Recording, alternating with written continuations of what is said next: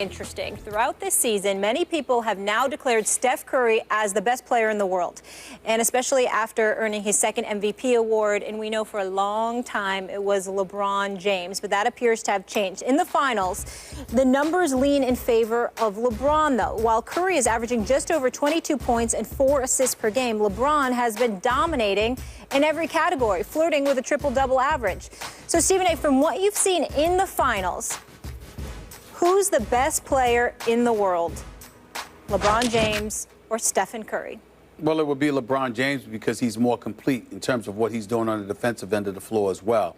When when you are open in the break, there is no one in the league to fear more coming up behind and blocking your shot than LeBron James. He helps out significantly. Steph Curry, when there was a debate about him, nobody ever said he was the best player in the world. People said he was the best offensive player going, because when you average 30, shooting 50% from the field and 45% from three-point range, and you hit 402 three-pointers on the year, and you shoot 90% from the free throw line, I mean, my God, who the hell can argue with that? But the flip side to it is that LeBron James, he does it on both ends. He's 6'8", 6'9", 250. He can literally guard probably all 5 positions on the basketball court. And then on the offensive side of the floor, he still puts in his 27 a night. Plus, he makes sure to grab about 7 rebounds and have about 6 assists. And when you look at his performance in the finals, neither of them have stood out consistently. But when you look at LeBron, the 28, 12, and 8, you got to give credit where credit is due. The only problem that I have is that I've gotten to the point where I respect the hell out of the whole analytics thing and the movement that they have going. I just hate the fact that people try to act like that's the be-all and end-all, because it's not. The reality is clear. Numbers play a very, very significant role, but it isn't everything. Some of those intangibles that you don't measure in numbers have to come shining through. And I think with LeBron, it definitely has in this series and throughout these playoffs. I'd still give him the edge, but at the same time, Steph Curry is still lethal offensively, and it's not going to matter if LeBron comes up small and Steph Curry closes. If you want to give the edge to Steph Curry, it's not even because offensively he's more efficient. It's because on most nights he appears to be a better closer. He finishes the deal better than LeBron James. But I think that's the only edge that you could give him. Outside of that, just looking at the totality of their games, LeBron has to get an edge. Would you have said the same thing after Game 4? Yeah, because I'm talking about closing. What I'm saying is that I already concede that Steph Curry's a better finisher. And I got to give him credit. And I think he's a better offensive player because he's more accurate efficiently in terms of shooting. I just take into account what you do defensively as well. It seemed to me, and correct me if I'm wrong, that at several points during the regular season, you just conceded. I don't know if you said Steph's the best player in the world. I don't know if that was the exact definition. The best shooter I've ever seen and the best offensive player in the world right now. That's what I said. That it was his league now, that he had become the face of the league, or however you want to define that. If he would have won the championship, yes. To me, as I listen to you from day to day through the finals, you have become increasingly skeptical of Steph Curry. Is that fair to say? Just because he hasn't lived up to his back-to-back MVPs and unanimous MVP? Physically. But also, that's my issue with him. Okay, but there have been several points where you voice a little skepticism about, can he live up to his greatness, to his MVPs? That you seem to question that. Like, is he getting a pass? You brought that up a couple times. Well, that's different. Yeah. That's different. See, that's two different things. I don't question Steph Curry's greatness. I don't question how lethal he is. What I'm saying is it's not fair to LeBron or anybody else. LeBron, Kobe before him, MJ, and others. We held everybody accountable. And I think that in our society, we've been focusing so much on Steph Curry, his wife, his parents, his children, his religion, the way he carries himself, etc., etc. We've fallen in love with him to the point where we don't hold him accountable to the same level we hold others accountable. Critiquing Steph Curry's game is not attacking him in any way as a man. It's not taken away from all of those great attributes that he has. But when it comes time for him to step on that court and perform, if he doesn't perform, why don't we bring that up? But we know we'd bring it up in a heartbeat if LeBron didn't perform. Yep. That's not fair. And Okay. that's what I said. All right. My answer to this is I'm not going to be a prisoner of the moment. The key game to me of this whole finals was Game 4.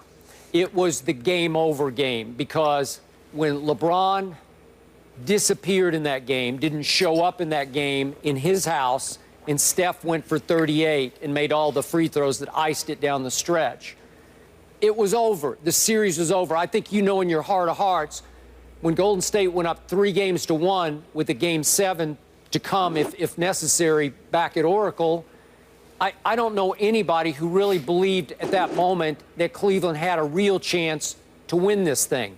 Maybe it's starting to regain some momentum. I don't think Cleveland has a chance to win this series. Even if it goes to Game 7, I don't believe that Cleveland, even if Kyrie and LeBron go off, I don't think they can overcome Golden State with Draymond at home in a Game 7. So to me, the turning point was Game 4. It was the one Cleveland had to win to make it 2-all and make it a real series. LeBron wasn't there. Steph was. To me, it's no longer King James, it's King Steph. It's his world and his league, and I think he proved it not just one regular season, but back-to-back. First unanimous MVP. He threatened to break the all-time, I know you're not a big stats guy, but he threatened, Steph did, this regular season, to break Wilt Chamberlain's all-time, almost unbreakable player efficiency rating, PER. He threatened it. He didn't get there quite, but he threatened. It was one of the all-time greatest years you will ever see for all the reasons we've talked about. The three-point shooting record that he set, breaking his own by 116. I could go on and on with the superlatives. And on the defensive end, I know this doesn't count for playing great defense, nose-to-nose, on-the-ball defense. But when you lead the league in steals per game and overall, that's got to count something on the defensive end, even if you're just disrupting the way Larry Bird used to, the way Russell Westbrook does. Neither of them great defenders, but still, you're contributing on the other end by disrupting, getting your hands on passes, stealing at the highest rate in the league. So the greatest offensive player, as you proclaim, also contributed mightily to Golden State's defense by leading the league in steals. So to me, we're prisoner of the moment of what we didn't see from Steph at home in Game 5. And you got me there, but you don't got me the rest of the way, because overall, the biggest game of this series was 4, and that was Steph's night in LeBron's house. I think we're going to see it again tonight in LeBron's house, and if we do, it might change your take tomorrow. It just might. Well, you might sit back and say, question. okay, I give in. What about your take?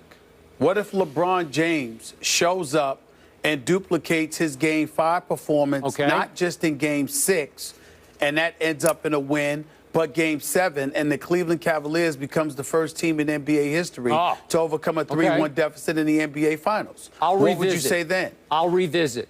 Because that's what I'm saying. I'm not going to see that. Well, I understand that, but what I'm saying is that's what I'm saying. Yep. My point is that, again, yeah, I saw what I saw from Steph, but I also saw what I saw from LeBron. And all I'm saying is I think, listen, I've said this on many occasions. When the comparisons to Kobe came up, I said I'd take LeBron James for 46 minutes. Yep. Give me Kobe in the last 2. Okay. And in overtime. All right. Well, all day long. Because he's a closer. D-Wade, closer. I'm there. Steph, closer. I told you when I picked Golden State in 7, I think Steph is a little mentally tougher than LeBron James. I boiled it down to that. And I'm with you. Game on the line, at the free throw line, or shooting the big 3 to win or ice the game, I want the ball in Steph's hands. Absolutely. Okay, I got it. But the reason it's hard, and I think it's hard to digest that Steph Curry is the best player in the galaxy, is because he just doesn't look the part. So when he has off games, lackluster games, you look at him and you say, that skinny little kid, he can't be the best player. He doesn't look 6'3". He is 6'3". But we've also seen, A, average nights, and B, how he drives you crazy as a point guard. He does. So you have to take all of that into consideration. We know he can shoot. We know he's the best shooter in the world. We know he's a closer. We know all of those different things. We also saw there were a couple of times in game 4, Skip, where he turned the ball over by handling the ball loosely, but Golden State was able to recover defensively to offset those turnovers. Those were pivotal turnovers. Yep. One would think, until their defense showed up and handled it. So those things come into the equation when you're gauging what somebody brings to the table. During the regular season, he and LeBron averaged about the same assists. I think LeBron was just a tick higher. But I've told you, LeBron's the best passer in basketball. I still say that. But LeBron looks the part at, as you say, 6, maybe 9, 250 or 60. You know, buff, tattooed. He just looks the part. I look at him on the podium yesterday, and I just say, my goodness. You know, that's an imposing-looking basketball player. Steph is not. Steph doesn't look, but he can act the part when it's time to act. So tonight, this is a big game. This is a legacy game on both sides. I'm with you. Now it's starting. Now it's fascinating because LeBron James has a chance to do something nobody's ever done. You don't think that would save his legacy? That could remake his legacy. You know, what is he now, 2 and 4? So that'd make him 3 and 4 in the finals, and that 3 would have an asterisk beside it because it would be he did something nobody ever has done to win his 3rd ring. That'd be pretty great. I'd revisit my thoughts, but I got to see it to believe it. So do I. Yep. All right, we will leave it there. So the question was, who's the best player in the world right now? And you heard Stephen A. is on Team LeBron, Skip on Team Steph here. We want to hear from you guys. Get involved in the convo. Go to the First Take Twitter page and vote, and we'll share those in just a little bit. Speaking of domination, Cam and the Panthers were the best offense last season, but did they have the best big 3 in the NFL this season? We'll tell you next, talking triplets.